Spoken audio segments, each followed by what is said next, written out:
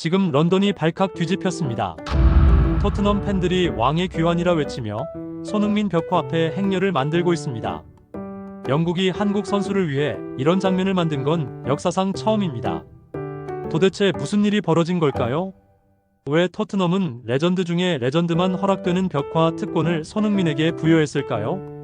그리고 왜 전 세계 팬들이 그를 진정한 레전드, 영원한 주장이라 부르며 눈물까지 흘리는 걸까요? 그 이유는 단순한 선수의 복귀가 아닙니다. 이건 토트넘 역사 자체를 다시 쓰는 순간입니다. 지금부터 손흥민이 어떻게 영국을 뒤흔드는 전설이 되었는지, 그리고 그가 왜 런던이 만든 한국의 기적이라 불리는지, 그 모든 비밀을 낱낱이 공개합니다. 2015년 여름, 어린 동양인 공격수 하나가 조용히 런던에 들어섰다. 그를 향한 시선은 기대보다는 호기심과 의문이 더 컸다. 토트넘에서 성공할 수 있을까? 누구도 확신하지 못한 질문이었다. 손흥민은 자신의 일상을 단순하게 유지했다. 훈련장에서는 끝없는 반복 훈련, 집에서는 회복과 분석, 그리고 다시 훈련. 그 일상은 소박하지만 치열했다. 그러나 그의 내면에는 늘 결핍된 질문이 있었다. 나는 정말 팀의 역사를 바꿀 수 있을까? 이름 없는 신입에게 팀의 중심이 되는 미래는 멀고도 막막해 보였다. 하지만 손흥민이 매일 쌓아 올린 루틴은 단순히 몸을 만드는 작업이 아니었다. 그것은 하나의 정신을 다지는 과정이기도 했다. 매일의 일상 속에서 그는 자신만의 철학을 형성했다. 작은 것이라도 놓치지 않고 매 순간 최선을 다하는 태도. 그러나 이 평범해 보이는 일상은 사실 거대한 모험의 준비 단계였다. 잠재력은 있었지만 누구도 쉽게 인정하지 않았던 선수, 팀에서도 아직 가벼운 존재일 수밖에 없던 시절. 그럼에도 손흥민은 외롭고 고단한 일상 속에서 스스로의 성장에 집중하며 조용히 때를 기다렸다. 이 평범해 보이는 삶 속에서 단 하나의 불씨가 타오르고 있었다. 내가 반드시 토트넘의 새로운 역사를 만들겠다. 그리고 그 결핍의 감정은 앞으로 시작될 모든 여정의 출발점이 되었다. 손흥민에게 찾아온 첫 번째 큰 변화는 팀 내부의 불안함이었다. 핵심 선수들의 이탈, 성적 부진, 팬들의 실망이 이어지면서 팀 분위기는 무겁게 가라앉았다. 그때 찾아온 것이 바로 주장 완장이었다. 가벼운 선택이 아니었다. 팀은 흔들리고 있었고 책임을 질 사람은 필요했다. 많은 이들이 의문을 품었다. 왜 그에게 완장을 맡기지? 하지만 바로 그 순간이 모험의 부름이었다. 단순한 역할 상승이 아니라 팀의 운명을 짊어지는 자리였다. 그는 완장을 받아들며 깊게 숨을 들이마셨다. 그리고 생각했다. 내가 이 변화를 받아들일 준비가 되었을까? 그러나 현실은 묻지 않았다. 그는 그 자리로 끌려 나왔고 이제는 한 발 내딛어야 하는 순간이었다. 이 부름은 단순한 기회가 아니라 시험이었고 동시에 성장의 문이었다. 그리고 그는 알았다. 이 길을 피하면 앞으로 더 큰 기회는 오지 않는다는 것을. 팀의 위기라는 상황은 손흥민을 더 강하게 만들기 위해 준비된 무대였다. 이때부터 그의 여정은 일상에서 벗어나 진짜 변화를 향해 전진하기 시작한다. 하지만 주장의 무게는 쉽게 견딜 수 있는 것이 아니었다. 연속된 경기에서의 압박, 경기력의 기복, 팬들의 기대와 비판은 그를 흔들었다. 한 경기라도 부진하면 언론은 지적했고 부상은 계속해서 그의 몸을 시험했다. 동료들이 이탈하고 공격 파트너였던 케인과의 분리 역시 큰 부담이 되었다. 그는 스스로에게 질문했다. 내가 정말 이 자리에서 버틸 수 있을까? 때로는 훈련장에서 주저앉고 싶을 만큼 무거운 책임감이 밀려왔다. 주장을 맡았다는 사실은 영광이었지만 동시에 고독한 자리였다. 그는 결정적인 순간마다 불안정한 마음을 드러냈다. 흔들리는 팀을 다시 잡아야 한다는 압박 속에서 그는 일시적으로 주저했고 모험을 거부하고 싶다는 마음이 스쳤다. 하지만 그 거부는 오래가지 않았다. 손흥민은 오래전부터 이런 순간을 위해 자신을 단련해왔음을 깨달았다. 약함을 인정하고 두려움을 직시하는 것은 오히려 성장의 시작이었다. 마음속 갈등이 깊어지던 그때 그는 다시 한번 스스로에게 물었다. 나는 여기서 멈출 것인가? 아니면 이 무게를 견디고 새로운 길을 열 것인가? 이 질문이 그를 다음 단계로 이끌기 시작한다. 손흥민을 다시 일으킨 것은 감독, 동료, 그리고 팬들이었다. 감독들은 그의 책임감과 꾸준함을 믿었고 그에게 명확한 비전과 전술적 역할을 전달했다. 너는 단순한 공격수가 아니다. 팀의 중심이다. 이 말은 손흥민의 마음을 다시 다잡았다. 가족과 주변 조언자들도 큰 힘이 되었다. 한국에서 먼 타지에서 보내는 시간은 외롭고 힘들었지만 가족은 늘 변함없는 지지를 보냈다.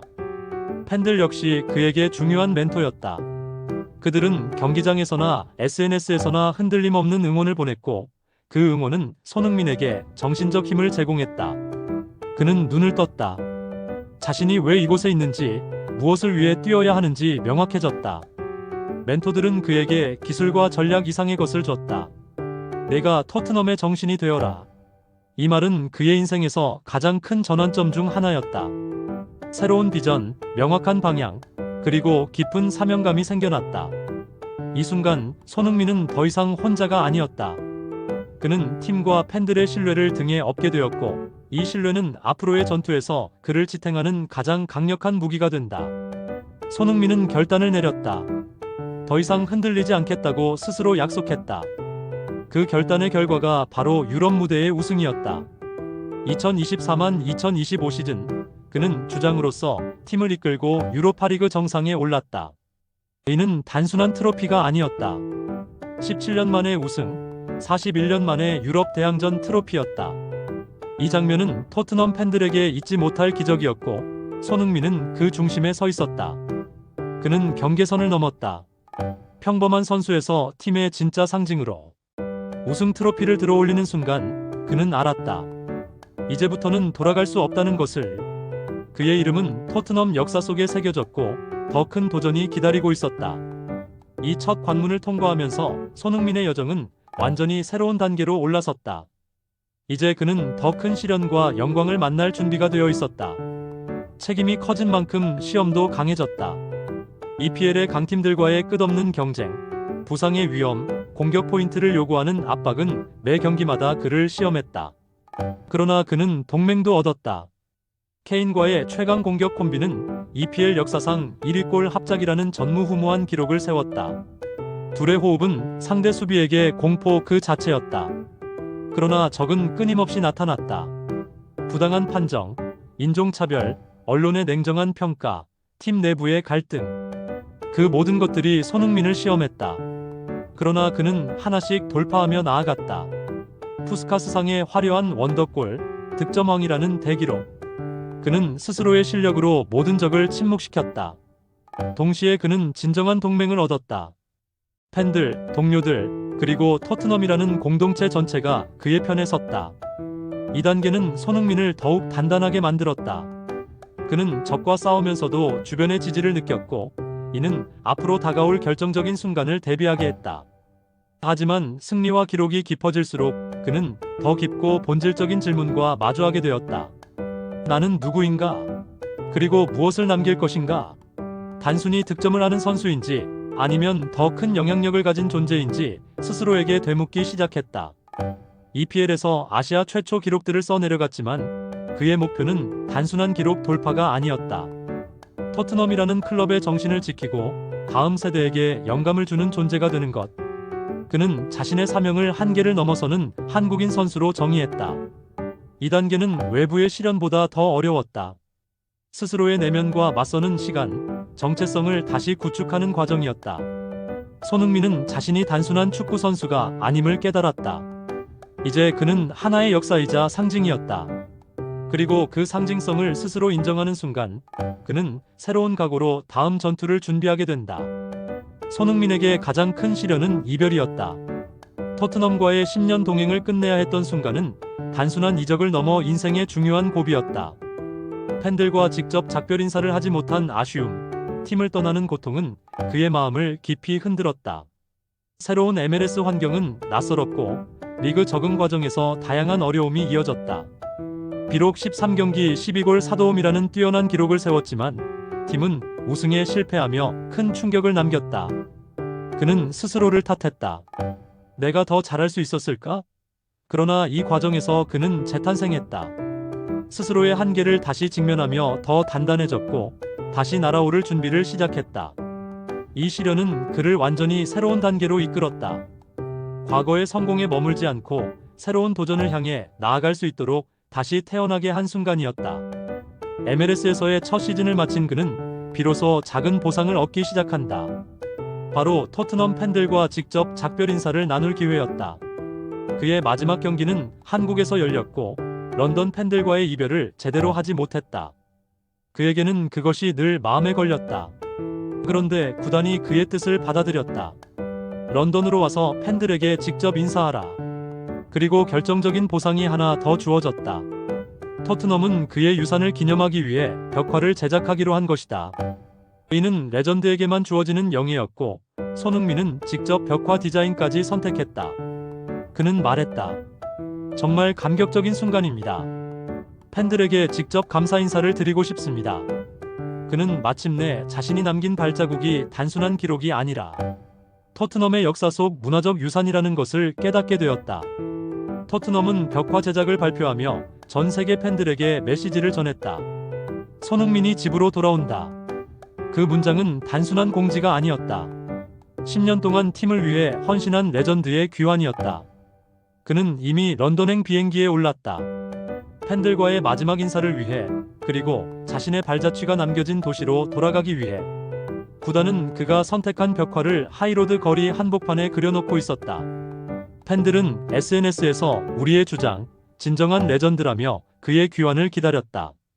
이는 경기장 복귀 이상의 의미였다. 그의 정신, 헌신, 열정이 보이는 상징적 귀로였다. 손흥민은 말했다. 정말 감정이 복받칠 것 같다. 하지만 꼭 필요한 시간이다. 이제 그는 마지막 여정을 위해 다시 토트넘의 문을 두들기고 있었다.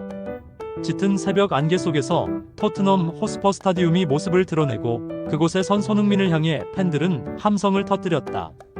킹손이 돌아왔다. 이번 귀환은 단순한 방문이 아니라 그가 왜 전설인지를 증명하는 무대였다. 그는 팬들을 향해 손을 흔들었고 팬들은 그의 이름을 연호했다. 그의 얼굴이 벽화로 완성되어 공개되는 순간 런던은 흥분의 도가니에 빠졌다.